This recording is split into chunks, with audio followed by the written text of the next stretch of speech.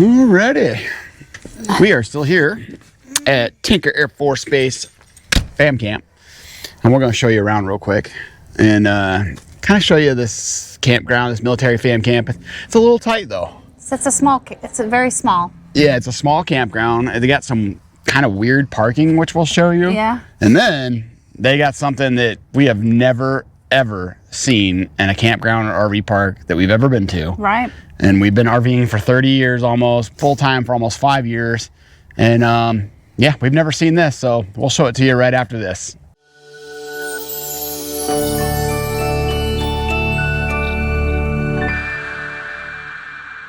All right, so here's the entrance right here to the park. It is a one-way that way and a one-way this way, so it does a loop. And what's kind of cool is there is actually a gas station, shopette, convenience store, a tattoo parlor, and a barbershop right next door. There's also a veterinary clinic that's like within walking distance, just catty corner, like right over there. So if your pets need attention, they do have a vet clinic here. And then right away you can tell that the parking is a little funky here. Yes. But we got a nice site. I mean, we got a nice corner site, which is really nice. Look how big this thing is. Mm-hmm. But the sites are all concrete, which is another great thing. And then some of the sites, though, aren't as long as others. So make sure you definitely let them know how long you are before you come. Yeah, it's definitely weird because, like, this is spot one. Yeah. And then the parking is right there. Right. On the side of the road. So our spot is 19. Yep. And we park right here. Yeah, so this is a little funky because you park like to the right of your site, which happens to be right in your neighbor's site. So when we did have neighbors in this spot, every time we pull in, we're literally like in front of their door. Right, because their door is like, what, right here? Yeah, ish. So depending I mean, on what they RV open the we've door and and they come right out to our Jeep, and we got it back about as far as we can get it before we start hitting our RV. So. And then the other day, there was like a big alliance here.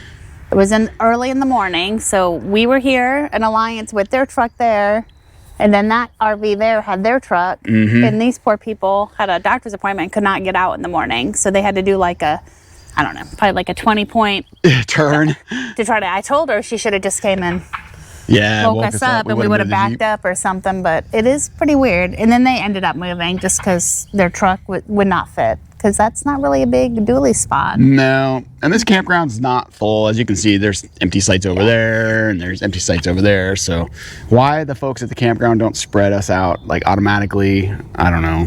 Why you have to ask? I don't know. Just like stack and tee people on top of each other. So I did hear that the camp host, because I ran into her, she's been working this campground for 15 years. Oh, wow. Yeah. She's got a lot of experience. And now when campers on the other side, though, we'll show you, they actually park on the other side of the road, closer to that lake. Oh, okay. So it does make it a little bit easier. So. Well, should we go grab our trash and walk around and show you the campground a little bit, and then show you this crazy, crazy thing that we didn't expect to see at all? You told them about the exchange or the express? I did, yeah. When I was out there, I showed it to them, but that's pretty convenient and also pretty dangerous. And it's only open Monday through Friday during the week until 7, and then it's closed on the weekends. Oh, it is? Yes, and they actually have a barber shop and a tattoo shop in there. They do. Remember? On base, a tattoo shop. And you can get like breakfast burritos and stuff in there too. That was pretty good. Not too bad? I mean, the gas station's always, but actually the inside is closed on Saturdays and Sundays. Huh. Probably because I would assume there's not a lot of traffic on this side. This is kind of like the quiet side of base. All right, let's go for a walk. Yep. So we did have a little minor travel day problem. Yeah. Little mirror hitting a shack. Barely. And really, it's my fault because I didn't do the research. Typically, what I do is before we come to a military fam camp, I figure out which gate is the best gate to go through. They usually have one that is more big rig friendly. And for some reason this time, I don't know why, I just didn't even think about it. And we tried to go through the Vance gate. And yeah, it was so tight. We weren't gonna fit, and I pulled right up to the guard shack, thought maybe I could squeeze through it, but the mirrors on the RV were just too wide, and they don't fold in like a truck. So we had to unhook the Jeep. We had to unhook the Jeep. They had to stop traffic. We had to unhook the Jeep. We had to back. We didn't film, of course, because you're really technically not supposed to film at like entry points. Right, so we didn't do any filming for that reason, guys. And then we went through another gate. Yeah. Which They told Jason to go in one gate. Another guy told me to go in a different gate, but I followed Jason. And the gate that we were supposed to go in is the one that they told me to go in, which is the main gate.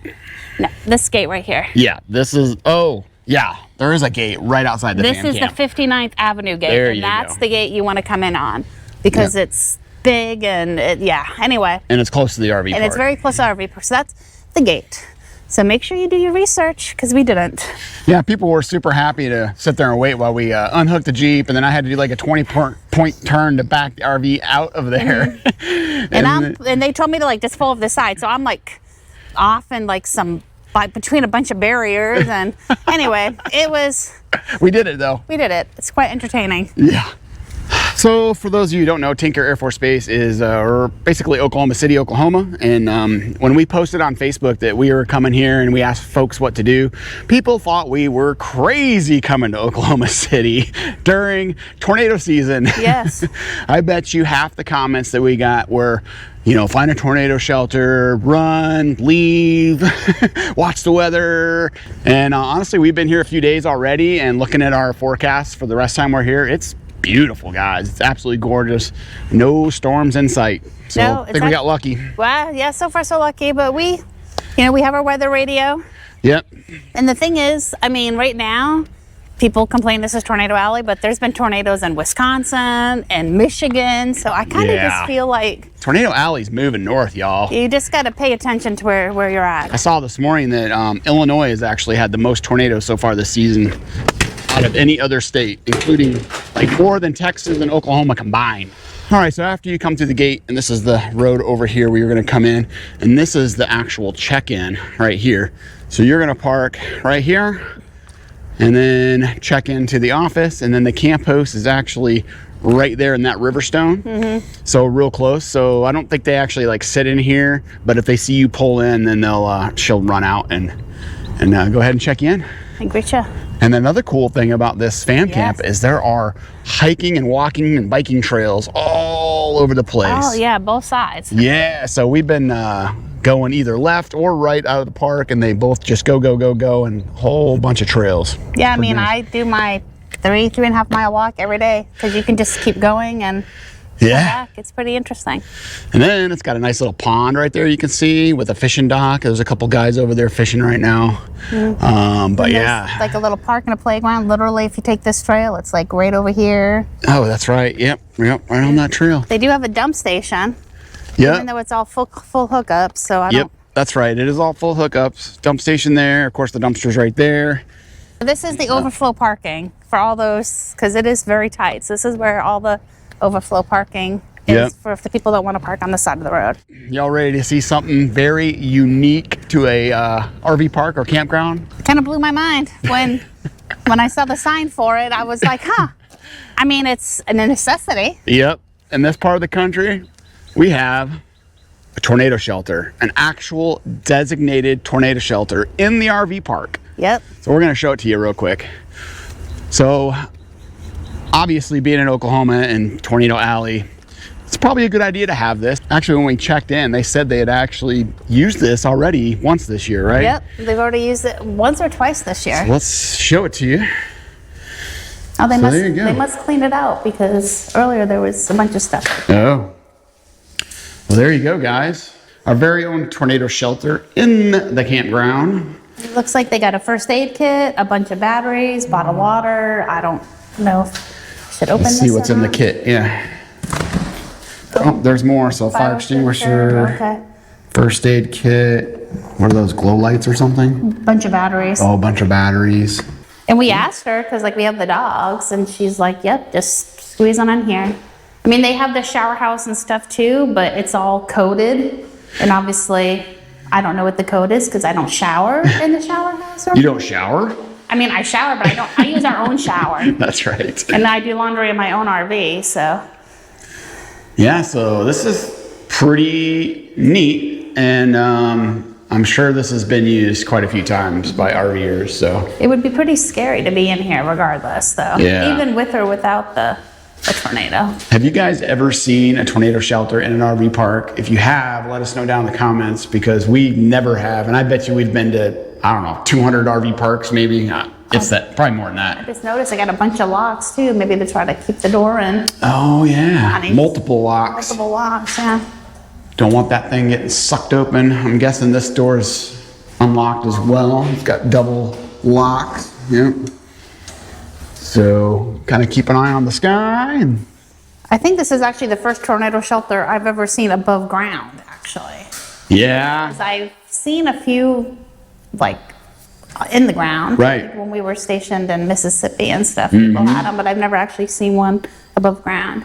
Most of you know I grew up on a farm in Iowa, and the farm that I grew up on, we actually had a storm shelter below ground. It was actually a fruit cellar. Like that's what they used to do back in the day, is they'd make like a fruit cellar that also was a tornado shelter, and it was just like the one in the original Twisters movie at the beginning where they're down in there and he's trying to hold the door, and like that's what we had on the farm. And I remember going in that thing a lot when I was a kid. I grew up in Maine, so that wasn't a thing for him. We ran away from hurricanes. Yeah. We've spent a lot of time in Tornado Alley though, because me growing up in Iowa, of course, and then we were stationed in North Dakota, which is starting to get a lot of bad weather. Not really part of Tornado Alley, but then we were stationed in Missouri. We were stationed in Mississippi. So we've been in it. I was stationed in Kansas, and Wichita, my first base. So. Do you remember, we were in Missouri and Jason was TDY or somewhere, and I was out grocery shopping, and the tornado went inside, and I was with the kids inside Walmart. Yeah, that's right. And it actually hit our town, but I think it was like not even what they call it, the 0-1. F0. An F0. It didn't do any damage, but still, like we were inside that Walmart, and most Walmarts are just a big, like this, like a big tin can. Right. But I have the kids, and everybody has groceries, and then it got the all clear, and I just left. I remember that. Because I went to the house because I was like, is our house still standing? Is our dog okay? You know where I was? I remember where I was. I was in Texas on the exotic hunt. I was hunting exotic animals in Texas with my friends. We had met up and went down for that. Because I think I was sitting in the tree stand, and all of a sudden I got a text on my flip phone from my wife saying that they were in the Walmart sheltering under a tornado warning. But yeah, this was before smartphones. So. And then we were in Mississippi, and that one was bad. We had a few there. And we had our closet in our bathroom had like a big walk-in closet, and we always kept stuff in there. But we were in there, and we lost power for a couple days then. In fact, we were there when Tuscaloosa got hit by the big tornado. A couple months prior to that, I had actually taken our kids down to Chuck E. Cheese's for our daughter's birthday, and Jen I think she was deployed, or she was TDY or something. She was gone, so it was just me and the kids. We went down to Chuck E. Cheese in Tuscaloosa, and then a couple months later that Chuck E. Cheese got completely wiped out by the tornado that hit it. So it's pretty crazy. We'll show you the lake here, but this is... I actually have not been out on the stalk yet. Oh, you haven't? No. Now on this side, you see a lot of the parking is on the opposite side of the street as the RVs. And it's kind of weird because there's spots, here, but there's no spots in front of them. So they have to park down either a little bit further or... Right. Yeah, like that side, it's got a spot on that side of the street, but those ones got it on that side of the street. Yeah, it's... And this guy doesn't even have a spot on the side. So... It's a little funky. Should we go check out the water? I have to tell you that I really like this area. Yeah. For Oklahoma City, every time we've gone downtown, there has not been a whole bunch of traffic. I don't know if we're just used to because we were in Conroe so long, that Houston traffic. I mean, every single time you left. Traffic. This has just been, no matter when we've gone during dinner time. Right. A couple different times, and there's nothing been... Super easy to navigate through Oklahoma City. I mean, we were literally, 10, 15 minutes from downtown Oklahoma City. Yeah, for sure. So, did we tell them that where we went, last night? Oh, so when we did make that post on Facebook, a whole bunch of you recommended going to Cattleman's Steakhouse. So we were like, let's go to Cattleman's. And I got to meet up with a buddy of mine that I was stationed with at McConnell, my first duty station in Wichita, Kansas, back in the early 90s. And I think the last time I saw him, we were talking last night, I think the last time I saw him was 1999 when I flew down from Alaska to Wichita Falls for 7-level school. Yeah, that was a while. 27 years ago was the last time I saw him. His name's Clay, too. Another Clay. Yeah, another Clay. And so we went out to eat last night and met him there because he lives in, I can't remember the name of the town, but southwest Oklahoma City area. Tuttle, I think is what it is. But We were not impressed with Cattleman's. I have to say I was not. It's Yeah, not I don't know what y'all are talking about. It was not good at all. I don't think it was good at all either. I mean, it was okay.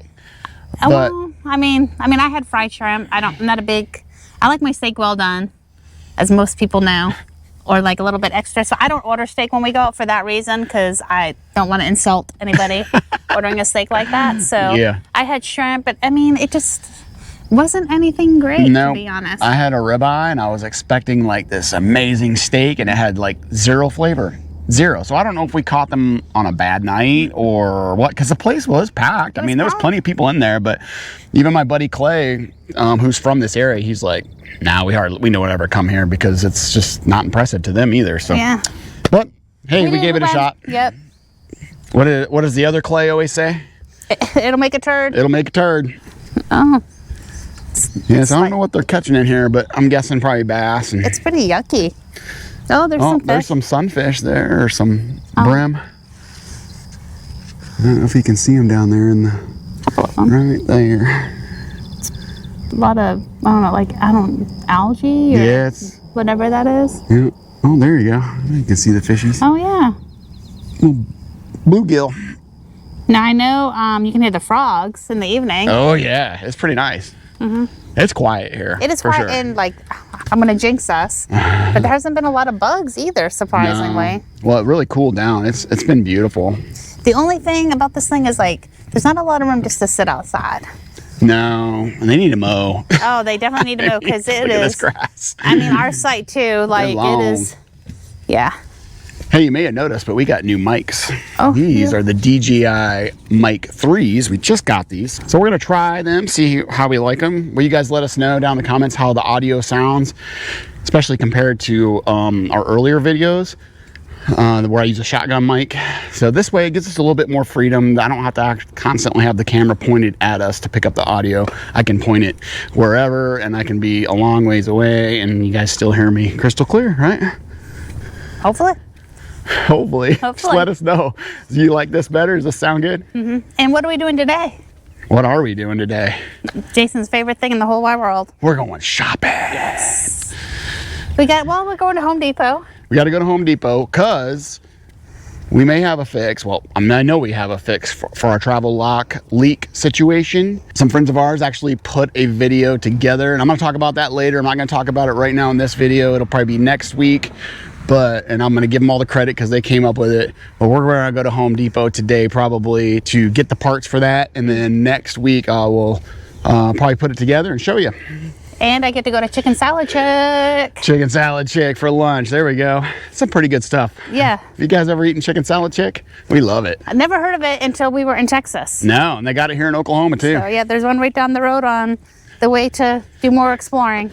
There's the big baby, always waiting to greet us. Mm-hmm. We had to move our picnic table back because it was, you can see where it was, and he was like always in the road looking for us every time we went for a walk or something happened. He's such a baby.